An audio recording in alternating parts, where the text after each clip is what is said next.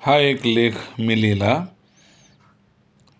यापूर्वी घोडा आणि गाढव यांनी पद्यरूपात एकमेकांशी चर्चा केली. काव्यरूपात घोडा आणि गाढव यांनी काव्यरूपात चर्चा केली.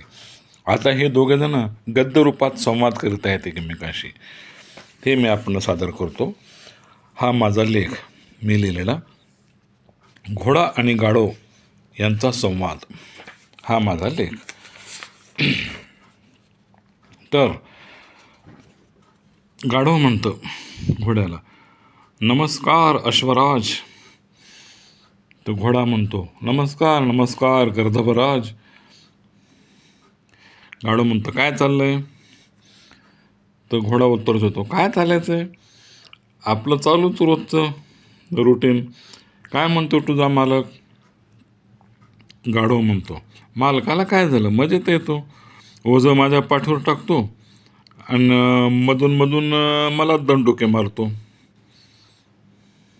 घोडा म्हणतो, अरे हा मनुष्य प्राणी असाच आहे. आपल्याला बोलता येत नाही ना, त्याचा हा गैरफायदा घेतो, त्याचाच हा परिणाम आहे. आपल्यासारख्या मुक्या प्राण्यांवर त्यांच्या भाषेत त्यांनी अनेक म्हणी काढल्या आहेत. गाढव म्हणतो, म्हणी म्हणजे कसं? तर घोडा म्हणतो, काय तर म्हणे, घोड्या घोड्या हरवळी खाय.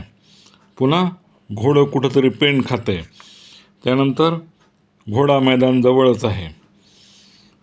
मग गाढव म्हणतो, अरे माझं तरी काय आहे? एक माणूस दुसऱ्या माणसाला म्हणतो, अडला हरी गाढवचे पाय तरी. पुन्हा गाढवा पुढे वाचली गीता. आणखी गाढवाचं गोंधळ आणि लास्टांचं सुकाळ. असं काही काही म्हणत राहतात हे लोक. मग घोडा म्हणतो, आपले गेल्या जन्मीचे भोग म्हणावं झालं, दुसरं काय? मग गाढव म्हणतो, आता मला सांग घोडोबा, तू आणि मी दोघेही सारखेच आहोत ना, म्हणजे चतुष्पाद. मग तुझा मालक तुझे किती लाड करतो, तुला खरारा करतो, हरभऱ्याची डाळ खायला देतो, राहायला चांगला तबेला देतो. तबेला माझा आहे का तसं? घोडा म्हणतो, अरे पण माझी किती बेदारी आहे हे तुला माहीत आहे का? मालक माझ्या पाठीवर बसून कित्येक मैल रपेट करतो, माझ्या पायाला खाली खिळे मारून ठोकतो. त्याला नाल म्हणतात, नाल. किती वेदना होतात मला त्यावेळेस. त्यानंतर आम्हा घोड्यांना रेस असते, रेस. त्या रेसवर लोक पैसे लावतात आणि आम्हाला दमछाक होईपर्यंत पळावं लागतं. त्यावर ते लाखो रुपये मिळवतात. गाढव म्हणतो, अरे हो की रे, तुझं म्हणणं बरोबर आहे. मला नाल वगैरे काही नसते. पुन्हा म्हणजे रेसचे दुखणे नाही.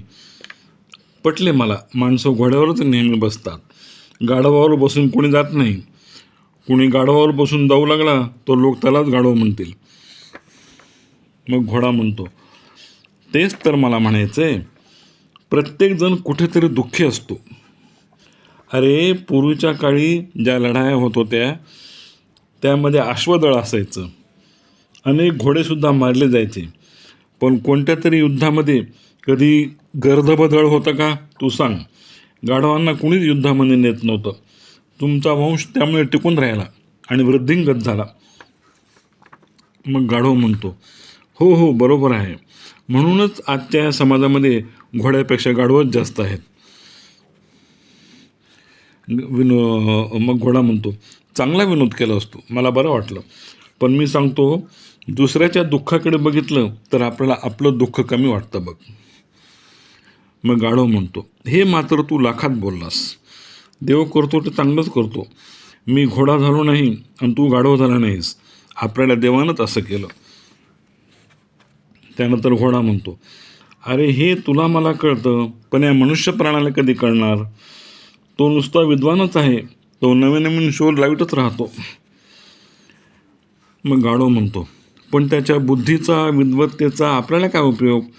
त्याच्या शोधांचा तो स्वतःच उपभोग घेतोय. प्राण्यांचे श्रम थोडे कमी होतील असा एखादा शोध त्याने लावला काय? मग घोडा म्हणला, छे छे नाहीच. पण जाऊ दे, देवाला सगळं दिसतं, हो ना. अच्छा, गुड बाय, भेटू पुन्हा. गाढव म्हणाला, ओके, भेटू पुन्हा. आणि मग दोघंजणं एकमेकाचा निरोप घेऊन निघून गेले.